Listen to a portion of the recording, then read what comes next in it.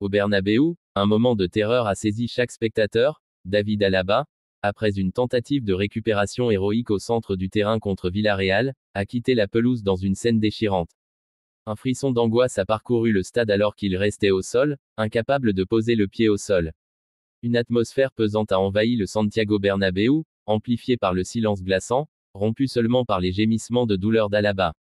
Ses coéquipiers, les yeux rivés sur lui, ont instinctivement porté leurs mains à leur tête, un geste muet de compréhension que cette blessure était bien plus grave que prévu.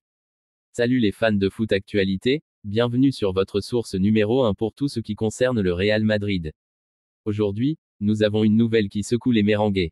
Restez avec nous pour tous les détails sur la blessure inquiétante de David Alaba et les conséquences pour le club. En parlant de conséquences, en conférence de presse, Ancelotti a déclaré que Tchouaméni serait défenseur central. C'est excitant, restez jusqu'à la fin pour tout savoir. N'oubliez pas de vous abonner et de cliquer sur la cloche pour ne manquer aucune mise à jour. C'est parti. Terrible nouvelle pour le Real Madrid et l'Autriche. Alors que son club espagnol a bien dominé Villarreal, 4-1, lors de la 17e journée de Liga, le défenseur autrichien, David Alaba, a été contraint d'abandonner ses partenaires à la demi-heure de jeu. En effet, après une belle montée pour récupérer un ballon dans les pieds d'un adversaire, l'ancien du Bayern s'est écroulé au sol, criant de douleur. Les examens médicaux effectués après le match ont confirmé le pire pronostic, rupture du ligament croisé antérieur. Il ne jouera plus cette saison avec le Real Madrid. Après les examens effectués sur notre joueur David Alaba, il a été diagnostiqué une rupture du ligament croisé antérieur du genou gauche. Le joueur sera opéré dans les prochains jours, est-il écrit dans le communiqué officiel du Real Madrid, publié quelques minutes après la fin du match dimanche soir. C'est un nouveau coup dur pour les Merengues qui restent avec 2 défenseurs centraux à disposition et ne fermeront donc pas la porte à un probable renfort cet hiver. Déjà 8 blessés au Real. La mauvaise série ne s'est pas arrêtée là car Mendy s'est lui aussi blessé. Le Français a ressenti une gêne à la jambe droite en première mi-temps, il s'agit apparemment d'une blessure légère, mais il y a quelque chose qui ne va pas, Fran Garcia l'a donc remplacé. 8 joueurs sont actuellement à l'infirmerie du club, Courtois, Carvajal, Militao, Camavinga, Güler, Vinicius, et donc Alaba et Mendy. Inutile de dire que Carlo Ancelotti a annoncé des nouvelles frustrantes en conférence de presse d'après-match et d'un autre côté, le gardien du Real Madrid a accordé une interview à Sporza dans laquelle il avoue ne pas pouvoir participer à l'Euro 2024. Courtois ne jouera pas le prochain Euro en Allemagne avec la sélection belge. Le gardien du Real Madrid ne pense pas pouvoir être en condition pour le faire et attendra la prochaine grande compétition pour retrouver le maillot des Diables Rouges. Le Belge va se concentrer sur le Real Madrid. En raison de cette blessure, il n'y aura pas de championnat d'Europe pour moi.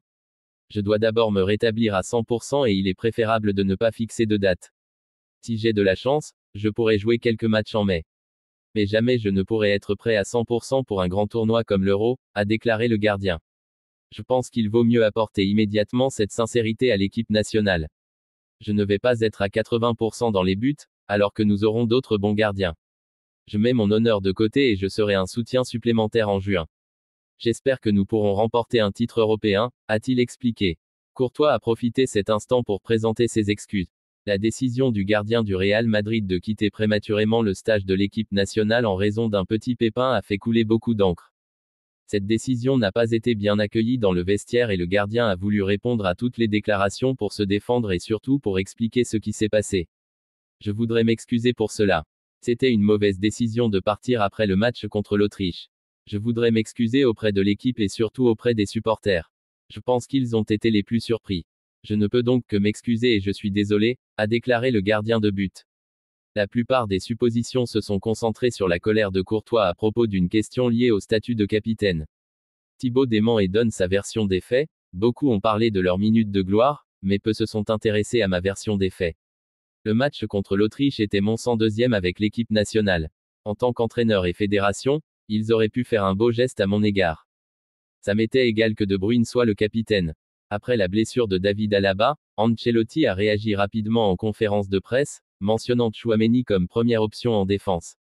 Le mercato hivernal pourrait apporter des renforts cruciaux pour combler les lacunes. L'entraîneur du Real Madrid, Carlo Ancelotti, a analysé la nouvelle victoire de son équipe contre Villarreal lors du dernier match de l'année à Bernabeu. On lui a demandé comment va Alaba. Et est-ce que le Real va recruter un défenseur? Il a répondu: je n'ai pas parlé avec lui, mais le staff médical parle d'une blessure des ligaments croisés. Nous sommes très tristes. Un autre joueur tombe et je n'avais jamais eu 3 joueurs qui se font les croisés en l'espace de 4 mois. C'est incroyable. On ne peut rien faire à part ce qu'on a fait jusqu'à maintenant, le supporter. L'équipe le fait bien, elle se fait et joue bien parce que l'engagement est extraordinaire. C'est la seule manière de faire face aux blessures. Quant au mercato, on va voir ces prochains jours si on peut faire quelque chose. En continuant, Ancelotti a déclaré que Tchouaméni est la première option à notre disposition, au moment où l'on se parle. Il est dans l'effectif. Il avait été bon contre Osasuna même si on ne veut pas qu'il soit défenseur central. C'est une solution d'urgence. On sait qu'il peut le faire. On lui demande aussi de confirmer que le retour de Militao est prévu pour février-mars. Il a répondu que sa récupération est très bonne. On n'a pas encore planifié de date exacte concernant son retour mais je peux annoncer qu'il sera de retour avant la fin de la saison. L'autre solution en défense, c'est Marvel. Bien, il s'est déjà entraîné avec nous mais il est actuellement blessé. Après Noël, nous verrons ce qu'on peut faire. Il a donné des nouvelles de Mendy et de Carvajal, c'est possible. Je pense que Carvajal s'entraînera avec le groupe mardi mais on ne va pas prendre de risques. Pour Mendy, il a préféré arrêter parce qu'il sentait une charge à l'adducteur. C'était par précaution. Pour lui pour le moment le principal adversaire en Liga, c'est Girona mais la saison est encore très longue, ce sera une Liga compétitive jusqu'au bout. Il faut aussi compter sur l'Atlético et le Barça évidemment. Ça vous préoccupe l'idée que Bellingham puisse être pris en grippe par les arbitres comme Vinicius? Non, je ne pense pas. Jude, je l'ai sorti pour éviter les problèmes mais rien de plus. Il a souffert d'un problème à l'épaule et quand je pourrais lui faire économiser des minutes de jeu, je le ferai. 11 buts encaissés en Liga. Qu'est-ce qui a changé durant la pré-saison? On commence en losange et les couloirs étaient exposés mais nous avons un peu modifié le pressing. Nous avons été extraordinaires aujourd'hui sur ce poste. On a mis Modric plus haut pour presser les centraux, Lucas Vazquez était sur l'ailier. C'était notre meilleur match sur ce point de la saison. Ça nous permet d'hausser l'intensité et ça nous convient. Villarreal n'a pas été serein 1 minute et c'est à notre honneur. Ce fut l'un des meilleurs matchs offensifs de la saison. C'était assurément le meilleur. Que pensez-vous du match de Brahim? Très bon. Ce fut un match complet de toute l'équipe, il y a eu un engagement collectif extraordinaire. La passe de Modric pour Bellingham, son but, l'exploit individuel de Brahim. C'était spectaculaire. Quand Vinicius et Camavinga reviendront. Et l'U1 est maintenant le titulaire. L'U1 est l'un de nos 2 gardiens titulaires. L'autre, c'est Kepa. Quant à Camavinga et Vinicius, ils reviendront après la trêve tout comme Güler. Le Real Madrid a déjà désigné son nouveau numéro 9. Comme indiqué par El Chiringuito, le Real Madrid sait déjà à qui reviendra son numéro 9. En effet, c'est Endrick qui en héritera et qui sera donc le successeur de Karim Benzema. Âgé de seulement 17 ans, l'attaquant de Palmeiras rejoindra la Casablanca en juillet prochain, une fois qu'il aura atteint la majorité. Que pensez-vous du nouveau numéro 9 du Real Madrid? Répondez-moi dans les commentaires. Voilà donc les dernières nouvelles excitantes pour vous, les vrais madridistas. Restez connectés à Foot Actualité pour toutes les mises à jour exclusives sur cette saga captivante. Et n'oubliez pas de partager vos pensées dans les commentaires ci-dessous. Ensemble, nous vivrons ces moments extraordinaires.